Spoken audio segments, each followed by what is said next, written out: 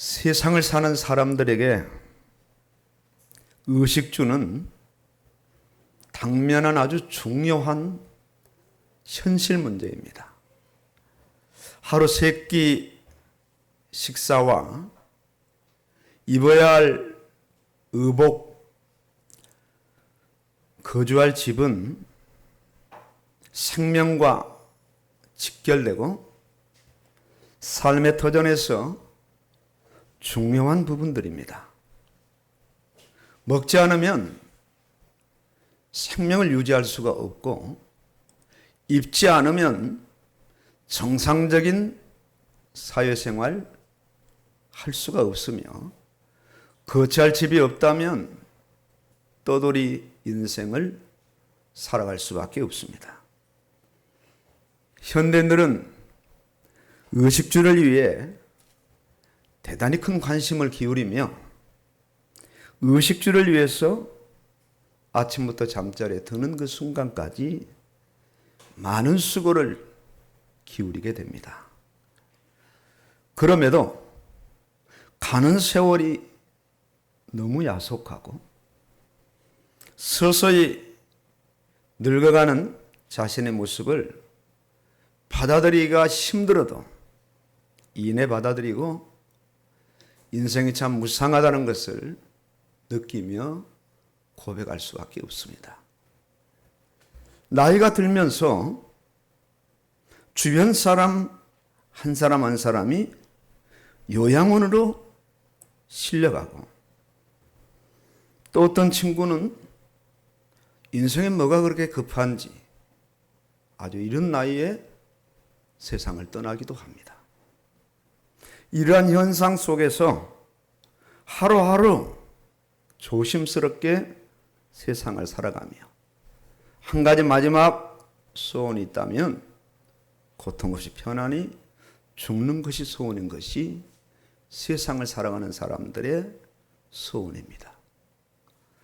오늘 말씀은 마태복음 5장에서 7장 29절까지 증거된 예수님의 말씀 중 너희 보물을 하늘에 쌓아두라는 말씀 중에 더 확장해서 결론적으로 하신 말씀이 오늘 본문 말씀입니다. 그러므로 무엇을 먹을까, 무엇을 마실까, 입을까 염려하지 말라. 이런 것들은 다 하나님을 알지 못하는 이방인들이 구하는 것입니다. 너희 하늘 아버지께서 이 모든 것이 너희에게 있어야 할 줄을 아시느니라. 그런즉 너희는 먼저 그의 나라와 그의 의를 구하라. 그리하면 이 모든 것들을 너희에게 더하시리라. 먼저 구할 것이 무엇인가를 말씀하십니다. 먼저 그의 나라와 그의 의를 구하라. 먼저 그의 나라는 아버지 하나님의 주권적인 통치가 오늘 자신을 통해서 이루어지는 것을 의미합니다. 자신에게 하나님 나라가 이루어져야 하나님의 통치가 원활하게 막힘이 없이 자신에게 이루어져야 하고, 자신을 통하여 다른 사람들에게도 하나님의 나라가 이루어져야 함을 말씀을 하고 있습니다. 예를 들어서 가정에 있으면 가정 안에 하나님 나라가 이루어지고, 사회에 나가면 그 사람이 가 있는 사회 현장에도 어김없이 하나님의 나라가 이루어지는 것을 의미합니다. 내 인생에 하나님이 주인이 되시고 자신의 삶을 통해 하나님이 드러나고 하나님의 통치가 막히지 않고 원활하게 이루어지는 의미를 아주 포괄적으로 담고 있습니다. 주기도문의 첫 그 세 마디의 조항들과 일치를 이루고 있죠. 하늘에 계신 우리 아버지 이름이 거룩히 여김을 받으시오며 나라에 임하오시며 뜻이 하늘에서 이루어진 것 같이 땅에서도 이루어지이다. 6장 33절 말씀과 거의 동일한 말씀입니다. 아버지 하나님의 나라 확장을 위해 구하게 되고 그 뜻을 이루기 위해 구하며 그 뜻을 이루기 위해 살아간다면 나머지 의식주에 필요한 모든 것까지 다 이루어 주실 것을 말씀합니다. 그럼에도 시대를 막론하고 성도들의 삶은 어떠합니까? 아버지가 하나님이신데 하나님이 자신의 아버지신데도 불구하고 꼭 아버지가 없는 고아처럼 세상을 살아가곤 합니다. 아버지의 나라, 아버지 뜻을 구하고 그 나라와 뜻을 이루기 위해서 살기보다는 자기 자신의 나라, 자기의 영토, 자기의 영역, 자신의 유업, 그리고 앞으로 자신이 해나가야 될 자신의 어떤 그 비전, 이런 것들을 구하고 이루기 위해서 동분서주하며 세상을 살아갑니다. 심지어는 예배도 드릴 수 없을 만큼, 심지어는 성경 읽을 시간이 없고 기도할 시간이 없을 만큼 오로지 세상 나라 육신을 위해서 분주하게 새벽부터 밤늦게까지 그렇게 뛰어다니는 모습을 어렵지 않게 볼 수가 있습니다. 어느 순간 자신의 인생길을 뒤돌아보면 세상 말로 이렇게 먹고 살기 위해서 허리가 굽어지고 연골이 다 다르고 마디마디 관절염,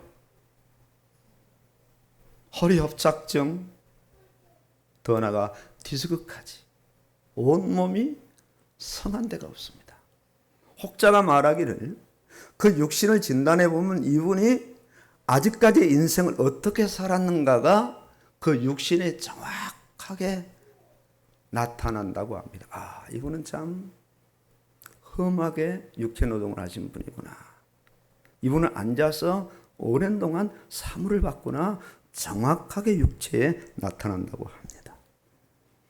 마치 영원한 천국은 없고 가봐야 아는 것이고 세상의 전부인 것처럼 살아가고 있습니다. 인간은 이렇게 세상을 바라보고 세상을 추구하고 의식주를 중심으로 살아갈 존재가 아니라 적어도 만물의 영장으로 창조가 되었습니다. 만물을 대표하는, 만물을 다스릴 수 있는 그런 존재입니다.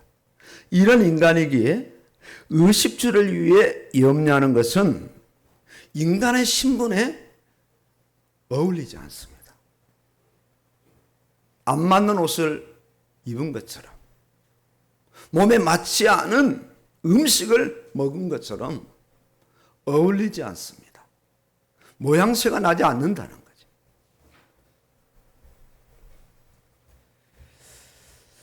이방인들은 왜 뭘 먹을까, 무엇을 입을까, 마실까 염려할까요? 이방인들은 하나님을 모르기 때문이며 하나님의 자신들의 아버지가 아니기 때문이며 아예 하나님의 존재에 대해서 믿지 않기 때문에 그렇습니다. 그러니 이들은 그렇게 살아가는 것이 당연합니다. 이방인들이 의식주를 위해서 염려하는 것은 당연한 것이지만 아버지 하나님을 믿는다는 성도들이 의식주를 염려하는 것은 마치 태평양 한가운데 사는 물고기가 혹시 이 물이 없어지는 거 아니야? 이렇게 염려하는 것. 마치 거대한 양식 창고 안에 서식하는 쥐 한 마리가 야 이러다가 어느 날 양식이 없어지는 거 아니야? 이렇게 염려하는 것과 동일한 이치가 되는 거예요. 동일한 이치가 되는 거예요. 어쩌면 더 바보스럽고 무지한 겁니다. 왜 이렇게 염려가 많고 세상의 의식주의에 온 마음과 힘을 쏟으며 평생을 염려하며 살아갈까요? 아버지 하나님을 믿는다고 하지만 여전히 타락한 본성대로 세상 나라와 세상에서 펼칠 자기 뜻을 구하며 살아가기 때문입니다. 여전히 하나님이 믿어지지 않은 거예요. 먼저 그의 나라와 의를 구하고 살아보면 하나님이 믿어질 텐데 하나님이 안 믿어지는 거예요. 아무리 예를 써도 안 믿어지는데 왜 그런가 자세히 관찰해 보면 하나님 나라를 구하지 않고 하나님의 뜻을 구하지 않고 여전히 자기 자기의 뜻, 자기 나라를 구하면서 세상을 살아가기 때문이에요. 이런 사람들의 특징은 하나님을 한번 보여주시면, 하나님의 음성을 한번 들을 수만 있다면 내가 하나님을 믿을 텐데, 아무리 교회를 다녀도 아무리 신앙생활을 오래 해도 하나님을 본 적이 없고 하나님을 들은 적이 없다는 거예요. 뭐 육신적으로 하면 얼마든지 공감이 가고 이해가 되기도 합니다. 모든 초점을 세상에 맞춰놓고 살기 때문입니다. 이 땅의 하나님 나라 확장보다는 세상 나라의 부요와 건강과 장수의 목마른 인생으로 살기 때문입니다. 예수님께서 오늘 이 말씀은 공생의 초두의 말씀이거든요. 제자들을 부르자마자 한 산에서 말씀을 증거해서 일반 성경학자들이 산상수훈이라 그렇게 말씀하거든요. 바다에서 말하면 바다 수훈일까요? 길에서 말하면 길거리 수훈일까요? 그런 의미는 아닙니다. 예수님께서 말씀을 전하기 아주 용이한 장소를 택하사 앉고 그 아래 무리들과 제자들이 나온지라 말씀을 하고 있어요. 그러므로 염려하여 이르기를 무엇을 먹을까, 무엇을 입을까, 무엇을 마실까 염려하지 말라. 이런 것들은 이방인들이 구하는 것이에요. 너희에게는 하늘 아버지가 계시지 않느냐? 너희 이 세상 것을 다 아시지 않느냐? 그런즉 너희는 먼저 그의 나라와 그 일을 구하라. 그리하면 너희가 구하고 원하는 그 모든 것들을 필요한 대로 다 이루어 주실 것이라 말씀하십니다. 참 은혜롭고 든든한 말씀입니다. 예수님께서 어떤 의미로 이런 말씀을 하실까요? 분명히 예수님은 어떤 의도를 가지고 이 말씀을 하신 것이 분명한데, 나는 너희를 죄와 사망의 법에서 생명 안에 있는 생명의 성령의 법으로 너희를 구원하러 왔다. 아직 십자가를 지시기 전이지만 그걸 전제하시고 말씀하시는 거예요. 내가 너희를 위해 고난을 당하고 내가 너희를 위해 저주받은 인생만이 짊어져야 될 그 저주의 십자가에 내가 달리고 내가 너희를 위해서 내 목숨까지, 죄가 없는 무음의 이 목숨까지 다 내어줄 것이다.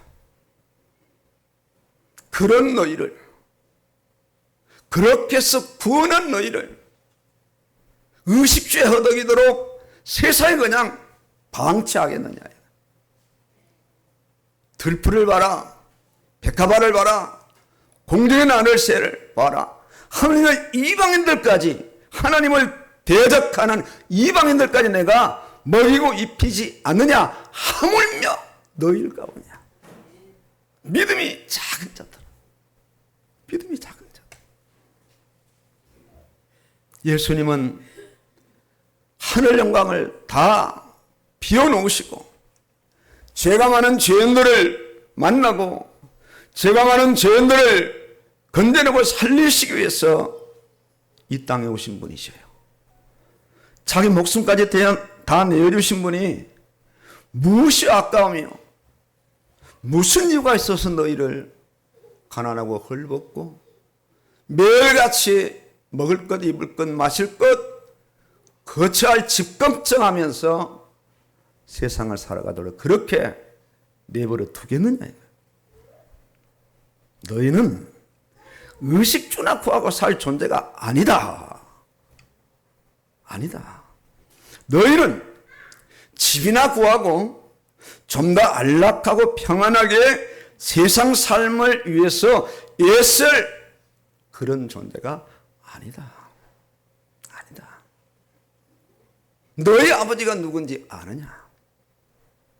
하늘에 계신 하나님이 너희 아버지가 아니시냐?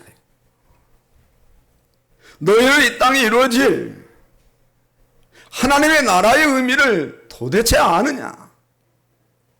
그 하나님의 나라가 임하기 위해서 세부적으로 너희에게 주신 하나님의 하나님의 뜻을 너희가 알고 있느냐? 알고 있느냐?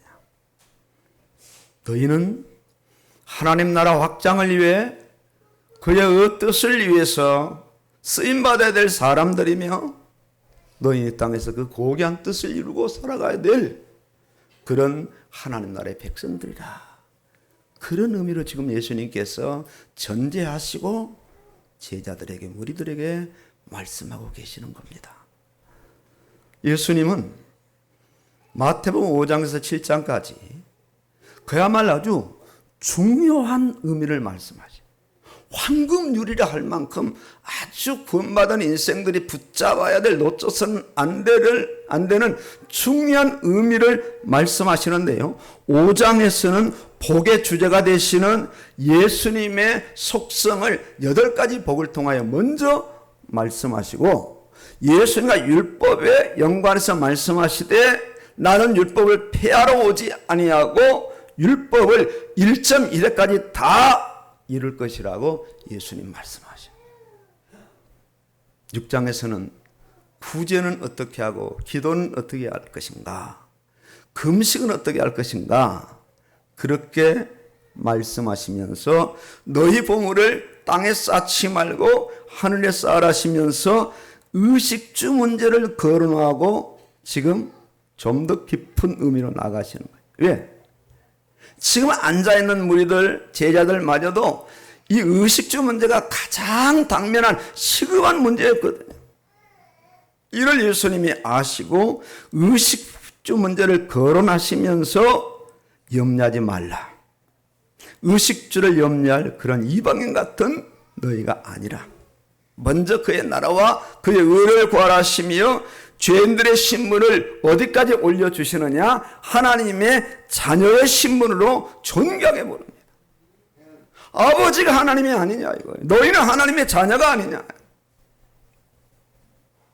죄인들의 삶을 하나님이 직접 이 땅에 구원받은 자를 다 제껴놓으시고 하나님이 이리 뛰고 저리 뛰시면서 하나님 나라를 이루시는 것이 아니라 너희와 함께 하나님의 나라를 확장하고 이룰 것이라는 거예요. 어떤 면에서는 동역자로 삼으시겠다는 거예요. 그야말로 인간의 수준과 위치와 신분을 어디까지 올리신가 하니까 하나님 수준까지 지금 올려놓으시는 거예요. 엄청난 겁니다. 거지 같은 인생을 살 인생이 아니라는 거예요. 땅만 보고 살아갈 인생이 아니라는 겁니다. 좀 하늘을 보고 하나님 바라보고 그의 나라와 의를 구하며 이 땅에서 살아갈 너희가 아니냐. 너희가 아니냐. 신분만큼 지금 말씀하시고 올려놓으신 거예요. 올려놓으신 거예요. 오늘 이 시간 말씀하시는 예수님의 음성을 들어야 됩니다. 2000년 전에 예수님께서 육신을 입고 말씀하셨는데 지금 이 시간은 예수님이 성령으로 오셔서 이 강단을 통하여서 말씀하시는 거예요. 바로 내 앞에, 어쩌면 내 안에 무리 중 한 명이든 아니면 제자 중 한 명이든 자신을 오늘 세우셔야 돼요. 좋은 분들도 세우시기 바랍니다. 자신을 세우셔야 돼요. 누구 앞에? 예수님 앞에, 성령님 앞에. 이방인처럼 무엇을 먹을까 마실까 입을까 염려한 자로 살아왔는가? 아니면 그건 더하여 주신다고 말씀하셨기 때문에 먼저 그의 나라와 그의 의를 구하기 위해서 살아가면서 오늘 6개월을 살아왔는가? 일생을 살아왔는가? 오늘 주의 음성을 들으셔야 되는, 나를 향한 주의 음성을 들어야 돼. 그런즉 너희는 먼저 그의 나라와 그의 의를 구하라. 하나님을 아버지로 모신 사람은 의식주의에 집착할 수가 없습니다. 의식주의에 집착하라 하지 말라, 염려하라 하지 말라, 사실상 어떤 면에서는 말하는 것이 구차할 뿐이죠. 먹고 입고 사는 거기에 심지어 그 처지에 연연하지 않습니다. 의식주의를 위해서 염려하지 않아요. 어떤 분이 제가 어느 지역에 좀 이사가서 살고 싶다니까 그 거처를 딱 정해버리더라고요. 아닙니다. 제가 이곳을 원하지만 하나님은 저를 어디로 보내실지 아직 모릅니다. 아니면 전라도로 보내실지, 아니면 경기도 부근으로 보내실지 저는 알지 못하지만 제가 원하는 이 정도 여기서 살면 좋겠다는 마음이 어떤 기대는 있지만은 아닙니다. 모릅니다. 먹을 것, 입을 것, 어떤 집에 거처할 것 걱정하지 마라, 신경 쓰지 마라. 내가 너의 아버지가 아니냐. 그렇게 중요하지 않은 것들에 대해 염려할 신분이 아니지 않느냐. 믿음은 먼저 그의 나라와 그의 의를 구하느니라. 그 나라가 자신에게 임하도록, 그 나라가 자신에게 임하는데 더 풍성하게, 더 강력하게, 더 충만하게 임하도록 기도하게 되고 간절히 소원하게 되고 그 나라를 구하고 추구하게 된다. 주여, 내가 하는 이 일을 통하여 하나님의 나라가 임하게 하여 주시옵소서. 새벽기도 나와서 열심히 기도합니다. 주님, 제가 가는 직장에 하나님의 나라가 임하게 하여 주시옵소서. 새벽기도 갔다 와서 집에 가서 피곤해서 잠잤는데 일어나 보니까 9시가 다 됐어. 부랴부랴 옷 갈아입고 회사 갔더니 9시 40분이야. 하나님 나라가 이루어지겠습니까? 아닌 거예요. 하나님 나라를 이루는 사람은 학교 생활, 직장 생활, 사회 생활, 또 자신의 어떤 영역의 사업 철두철미하게 감당하면서 자기가 하고 있는 그 종목과 영역을 통해서 하나님의 임재, 하나님의 그 역사, 하나님의 일하심이 나타나도록 그렇게 살아가게 됩니다. 그 믿음이 하나님이 원하시는 믿음이죠. 자기가 하는 일을 통해서, 영업이면 영업, 사업이면 사업, 아니면은 노동이면 노동을 통해서라도 오늘 제가 하는 일을 통해서 하나님 나라가 이루어지게 하시고 이곳에 어둠의 권세가 무너지게 하여 주시옵소서. 성령께서 역사하시고 이곳에 하나님의 임재가 나타나고 하나님의 역사심이 나타나서 안 믿는 사람들이 현장을 보고 하나님의 임재를 느끼며 주께로 돌아오는 그런 역사가 일어나게 하여 주시옵소서. 이런 삶. 자신의 언어와 자신의 행동과 자신의 관계와 자신의 일을 통해서 하나님의 나라가 임할 때 믿음은 확장되고 모든 영광을 하나님께 올려드리는 그런 역사가 일어나게 돼요. 학생이면 학교 현장에서. 그런 예수 믿는 학생으로서는 공부를 열심히 안 할 수가 없는 겁니다. 어떤 면에서는 부모가 좀 살살해라 말릴 정도가 돼요. 왜요? 공부를 통해서 하나님 나라가 이루어져야 돼요. 공부를 통해서. 직장이면 직장인, 사업인은 사업인들이에요. 사소한 일 속이지만은, 일상적인 삶 속이지만은 정말 예수 믿는 사람들은 다르구나. 그런 평판이 일상적인 삶 속에서 두드러질 수밖에 없도록 그런 삶을 살아가는 거죠. 이미 그것은 하나님의 나라가 되는 거예요. 다니엘과 세 친구가 포로 잡혀가잖아요. 나라는 완전히 망하고 나라는 속국이 되고 자기 고국에는 아주 가난하고 힘없는 사람들만 농토를 지키고 과연 엘리트들은 전부 다 잡혀가는 거예요. 그중에 특별한 사람을 뽑아가지고 바벨론 궁에서 3년 동안 바벨론 학문을 배워서 이 천재급들을 바벨론 정치인들로 세우려는 바벨론 느부갓네살 왕의 야심이었어요. 여기에 이 친구들이 특별히 불려갑니다. 육신적으로 세상 나라로 말하면 그야말로 출세할 기회입니다. 왕 앞에 등극될 아주 천에 한 번밖에 없는 포로 신부로서 그 기회를 잡은 거란 말이에요. 첫판부터 힘든 영역이 오잖아요. 왕이 먹는 진미와 포도주를 주는 겁니다. 이건 특별 대우죠. 다수의 믿음 없는 청년들은 야, 이제 우리는 살았구나. 이제 우리는 대단한 왕족 버금가는 인생이 되겠구나. 그런데 이 사람들은 아닙니다. 먹을 수 없습니다. 알고서 이 음식, 우상의 재물을 먹을 수 없어요. 우리에게는 채소를 주옵소서.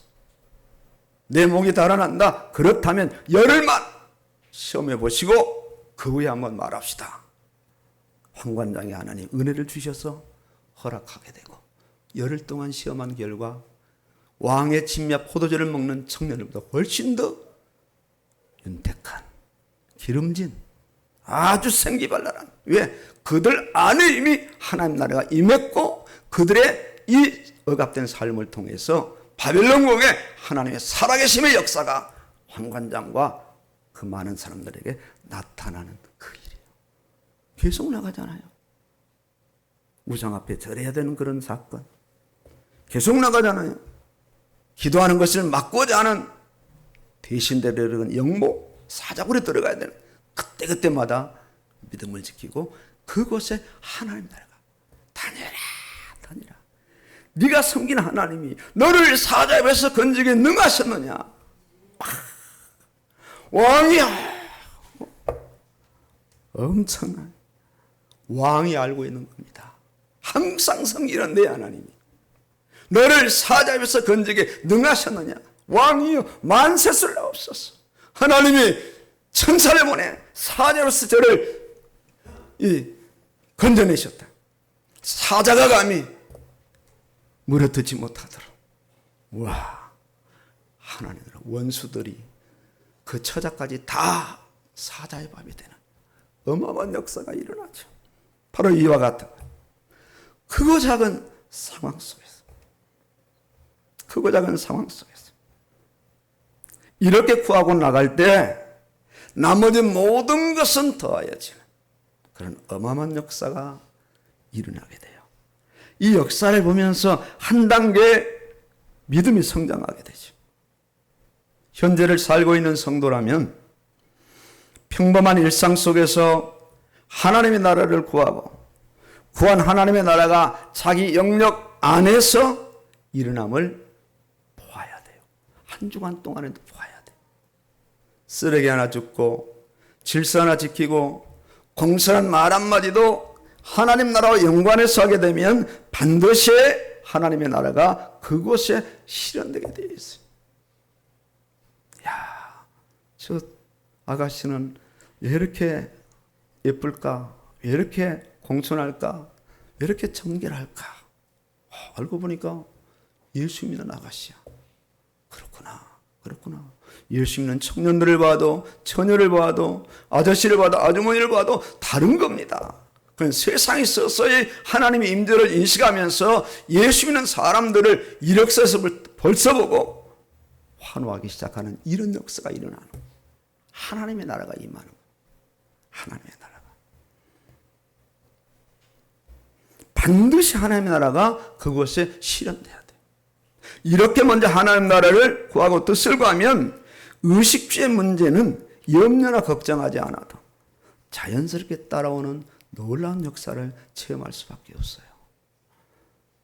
제자들을 보십시오. 초기, 제자들의 초기 사역. 이들에게 하나님 나라가 나타났습니까? 나타나지 않았어요. 오히려 하나님 나라를 가리고 하나님 나라를 축소시키는 일들이 일어납니다.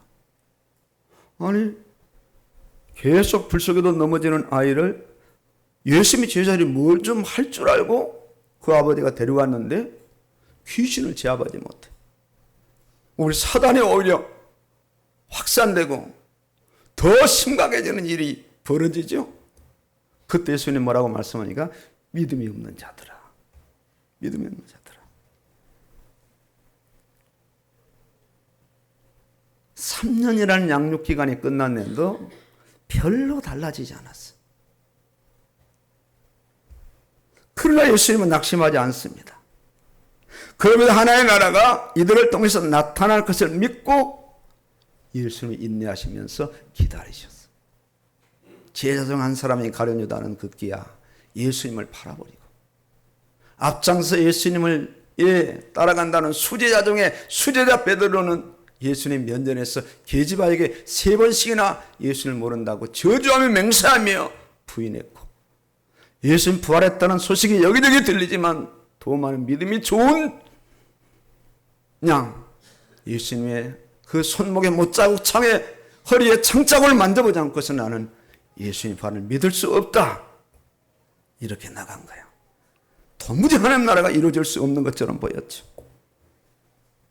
그런데 예수님은 끝까지 기다리신 거예요. 오늘 우리를 기다리시듯이 끝까지 육체의 소유로 가득 찬 우리를 성령을 따라 살아가는 사람으로 만들어 세우는 그날까지 예수님은 오래 참고 기다리셨어요. 제자를 그렇게 기다리셨어요.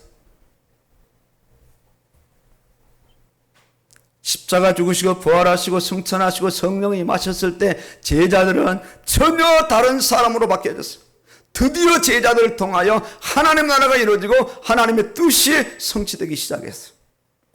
놀라운 복음의 역사가 일어나게 되었어요. 여러분, 세상을 보십시오. 남녀노소 할 것 없이요. 전부 어디에 초점이 맞춰 있습니까? 전부 세상 나라 의식주에 초점이 맞춰 있어요. 의식주가 얼마나 크고 화려함에 차이가 있을 뿐이에요. 지하 세방에서 지상으로의 거처를 원하고요. 전세에서 작은 집이라도 자기 입장만을 원하고 작은 집에서 좀 더 큰 평수의 집을 원하며 이제 집은 큰데 야 우리 애들 위해서 좋은 학군으로 이사 가야 되겠구나. 좋은 지역을 원하게 되고요. 그렇게 재산 늘리고 평수 늘리면서 인생은 서서히 주름이 깊어지고 늙어가기 시작하는 거예요. 오로지 육신과 세상에 모든 인생 초점을 맞춰 생존 경쟁하며 세상을 살다가 허망하게 이 땅을 떠나갑니다. 오늘 이들에게 예수 믿는 사람들은 어떤 사람들로 비춰져야 하느냐?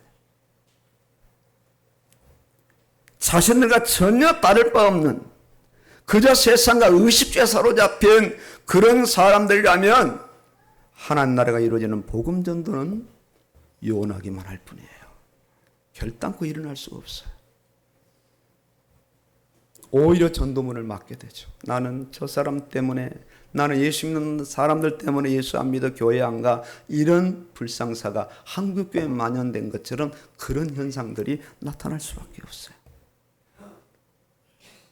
그러나 자신에게만 하나님의 나라, 자신의 학업과 직업과 사업과 삶의 연장에 동일하게 그 의를 구하며 살아갈 때 비신자들에게 선한 영향력을 미치게 되고 시간 문제지 마침내 저들을 예수 그리스도 복음으로 전도할 수 있는 그런 역사적인 날들이 오게 되는 겁니다.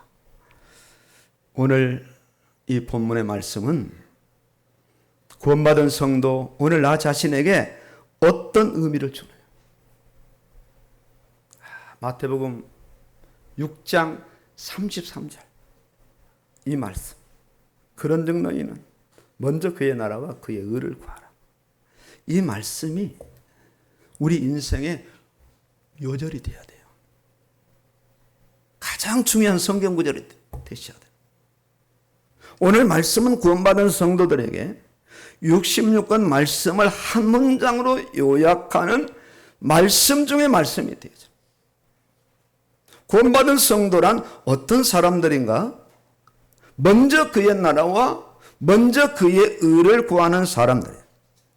비록 육신을 입고 생존 경쟁 속에서 비신자와 함께 세상을 동일하게 사는 것 같지만 그 이면에 돌아보니까 하늘 아버지를 아버지로 모신 사람들이고 의식주의에 집착하는 사람들이 아닌 거예요. 별로 중요하지 않은 것들에 대해서 관심을 쏟고 진액을 쏟아 인생 실패와 밑바닥 인생을 살아가는 그런 사람들이 아닙니다. 하나님의 사람들이요, 하늘의 사람들이요, 이 땅에 이루어질 하나님 나라를 소망하며 그 소망이 자신을 통해 이루어지는 그 역사적인 현장을 보는 사람들, 그래서 먼저 할 것과 나중에 이루어지는 것과 아예 하지 말아야 될 것을 명확하게 알고 이 세상을 살아가는 사람들이야. 알 뿐만 아니라 아는 대로 실제 삶의 현장에서 이 실제를 확인하며 그렇게 살아가는 사람들이에요. 썩어지고 낡아지고 없어질 세상과 육신의 것들에 집착하는 세상의 탐욕에 젖어 살아가는 사람들이 아닌 겁니다. 이제는 모든 염려를 다 주께 맡기고 오직 그의 나라와 그의 의를 구하는 사람으로 살아가는 세상에 감당할 수 없는 그런 사람들, 바로 오늘 이 시간에 이 자리에 와 계신 거예요. 이제 자신의 이 존재감에 대해서 그야말로 새롭게 재인식하는 시간이 되셔야 돼요. 마태복음 6장 33절의 말씀이 누군가가 자신에게 묻는다면 마태복음 6장 33절의 말씀이 내 인생의 좌우명입니다. 하루하루 살아가는 삶의 현장에 분명히 중요한 요절입니다. 이렇게 얼마든지 말할 수 있는 그런 사람이 되셔야 돼요. 내가 좋아하는 말씀이 어디 있더라? 시편 23편인가? 아니면 빌보 4장 13절인가? 아니면은 창세기 12장 1절 2절인가? 이렇게 왔다 갔다 하는 사람이냐?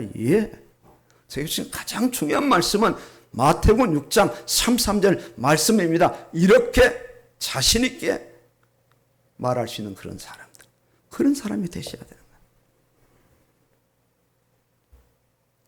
아까운 세월을 세상을 위해서 낭비하고 돈 모으고 집 사고 키우고 좀 더 좋은 집, 좀 더 좋은 차, 좀 더 좋은 세상에 오래 살고자 하는 그런 욕망으로 세상을 살아가는 사람이 아니라 이런 꿈을 다 내려놓고 그런즉 너희는 5장에서 6장 32절까지의 말씀을 다 받는 그런즉 너희는, 어쩌면 창세기 1장 1절부터 계시록 22장 21절까지 모든 말씀을 다 받은 사람, 그런즉 너희는 여기에 자신이 해당이 되는 거예요. 네. 우리 원영씨는 여기 해당이 됩니까? 우리 연주씨는 해당이 돼요? 여기에 내가 해당이 되느냐 이거예요. 중요한 부분입니다. 해당된다면 바로 이어질 단어가 너희는, 그런즉 너희는 먼저 그의 나라와 그의 의를 구하라. 어떤 경우에도 어떤 일에도 어떤 환경이나 사건에도 먼저 그의 나라와 그의 의를 구하는 그런 사람으로 서야 돼요. 예를 들어서 우리 원영 씨에게 다음 주일 날 중요한 미팅이 있어. 월급이 한 700만 원 정도 된대요. 와, 근데 꼭 주일날 11시에 만나자는 거야. 갈등이 생겨지겠죠. 이 말씀 받고 갔는데 와, 어떻게 하지? 이런 직장 쉽지 않은데 고민이 되겠죠. 그런데 이런 일마저도 그런즉 너희는 먼저 그의 나라와 그의 의를 구하라. 그래서 고민하다가 직장을 포기하는 한이 있어도 그래도 내가 그런즉 너희는 여기에 포함된다고 대답을 했는데 에휴 포기하지. 그렇게 포기를 딱 그 실무자에게 말했어요. 저는 예수 믿는 사람으로서 주일날 예배를 드려야 됩니다. 그랬더니 그 사람이 놀래가지고 사실은 말이야 나도 교회 집사야 그러는 거예요. 그래 주일날 우리 같이 예배 드리고 월요일날 만나는 걸로 하자. 이런 일이 그때 누가 역사하신 그 나머지 모든 일들이 다 이루어지도록 누가 역사하신 거예요? 성령께서 말씀 주신 대로. 그런데 이렇게 역사를 또 안 하실 때도 있어요. 역사하신다고 그랬는데 왜 역사 안 하시지? 나중에 하시려고. 더 좋은 것으로. 그렇습니다. 이런 일들이 온다니까요. 이거는 꼭 가야 돼요. 안 가면 안 돼요. 그런 일은 없습니다. 꼭 가야 될 일에 어떤 것을 대비해도 그런즉 너희는 여기에는 대비할 수가 없는 거예요. 그러니 주일은 성수되고 예배는 드려지게 되는 거예요. 그럼 나머지 누가 책임지시느냐? 하나님이. 그런 어떤 우리 배경을 가지고 세상을 살아가시는 거죠. 살아가는 거죠. 학업도 직업도 사업도 결혼도 와 진짜 좋아. 성격 좋고 가문 좋고 얼굴 예쁘고 돈 많고 근데 교회를 안 다닌대. 아니요. 여기다가 우리는 뭘 한가를 덧붙이죠? 제가 결혼해서 예수 믿도록 전도할 겁니다. 결혼해서 이렇게 전도하는 자기가 따라가더니 그 사람마저 교회 안 나와? 이런 일이 허다합니다. 속지 마세요. 모든 만사를 그런즉 너희는 먼저 그의 나라와 그의 그 안으로 끌고 들어가는 사람들. 그 안으로. 먼저가 되는 사람. 그의 나라가 되는 사람. 그의 의가 되는 사람. 이런 사람으로 분명하게 왔다 갔다 하지 말고 일관성 있게 오늘 우리가 서야 돼요. 일관성 있게. 주여 이방인들처럼 의식주를 구하는 밑바닥 인생에서 머뭇거리지 말고 먼저 그의 나라와 그의 의를 구하는 하나님 나라의 인생, 하늘의 인생, 의의 인생을 살게 하여 주시옵소서 말이야. 이렇게 구하면 하나님이 기뻐하십니다. 기도 제목도 이 기도를 해야 하고 삶의 모든 영역도 이 말씀 중심으로 구성돼야 돼. 말씀 중심. 이러해서 내 인생의 주권이 오늘 나에게 있는 것이 아니라 나의 부모에게 있는 것도 아니라 이 나라의 어떤 대통령에 있는 것도 아니라 오로지 아버지 하나님께 있음을 확실하게 붙잡고 믿어야 돼. 생사아복 존비기천 흥망성쇠의 모든 주권이 하나님의 손에 달려있는 거죠. 확정하셔야 돼. 아버지 하나님의 주인 되심을 인식하고 삶의 현장에서 그 주인 되심의 주권을 인정하는 삶을 반복적으로 점층적으로 살아가야 된다. 이것이 우리의 본분이고 신앙 생활이에요. 그런 면에서 이렇게 아버지 하나님의 주권을 인정하는 삶의 가장 좋은 현장은 예배의 현장입니다. 예배 놓치지 않아요. 적어도 주일 오전, 주일 오후 3일 예배. 나는 예배를 안 드리면 그날 하루는 밥을 안 먹는다 할 정도로 예배 안 드리고 왜 식사는 그렇게 잘 하시는지 결단을 하시나요? 진짜 우리가 하나님의 자녀 하늘에 갈 사람이고 이 땅에 하나님 나라를 이룰 사람들이라면 적어도 주일 오전 오후 3일 예배까지 다 참여하기가 사실상 현대사회 속에서 쉽지 않아요. 그래서 한국교회가 예배 한 번으로 흘러왔어요. 언제부터? 88 올림픽이 끝난 시점부터 우리나라 경제가 확 살아난 그 시점부터 한국교회가 서서히 예배 한 번으로 만족하는 교회로 세워져서 예배 한 번 나가도 교회에서 아무 이야기 하지 않습니다. 이게 성경적일까요? 이게 신앙적일까요? 아닌 겁니다. 예배 3번 드려도 모자라요. 그만큼 세상은 그 죄의 물결이 타락의 그 문화가 물밀듯이 넘어오는데 예배 3번 드려서 우리가 제대로 막을 수가 있다? 쉽지 않은 거는. 그래서 새벽 기도가 있고 그래서 금요 기도회까지 돼 있고 그러면서 우리가 성경 읽기와 태필일까지 나아가는 거죠. 나아가는 거죠.